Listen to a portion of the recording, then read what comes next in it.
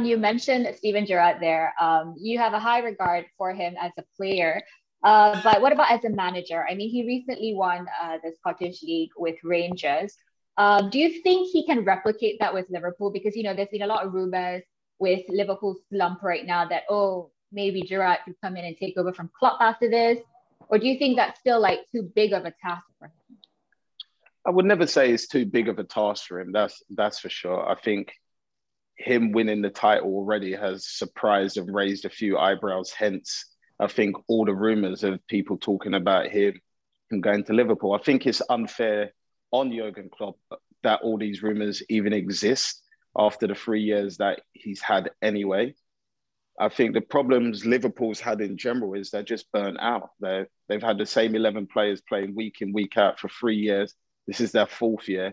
And the intensity they play at has been incredible. So it's only normal that they burn out. Although it's saying it, I didn't think it would be this drastic or this bad. But no, I don't think the job's too big for him if he was given it. He's done an amazing job at Rangers, considering where Rangers was, 6 years ago, and Celtic were just walking away with the league. And the transition since he stepped in there has been phenomenal. So if he can do it there and have the players playing that way, with the players he would possibly inherit at Liverpool anyway, I don't really see that necessarily being a problem. What do you think about Pep? Can he win the championship or both with UCL? He's amazing. I think you'll hear a lot of managers talk about him. I can imagine a lot of managers learn from him as well. I think personally in football, as you see, sometimes luck doesn't always go your way. They had a few VAR results against them, which most probably wouldn't even have standed this year, but they did last year. So all great football teams sometimes need that little bit of luck. And I just think that's what City have lacked in the Champions League. We're wondering if you'd be able to give us an insight into your time with Jose Mourinho. Maybe if you could talk about him, what he was like as a manager and what makes him so special, or maybe the first time you met him or an anecdote or anything. There was a time we played against Spurs at Stamford Bridge. And before the game, he came up to me Thursday and he said, look, I'm not going to start you this game.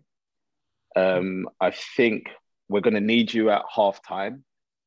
If we are losing at 2-0 or 3-0, I'll bring you and somebody else on. We'll draw the game.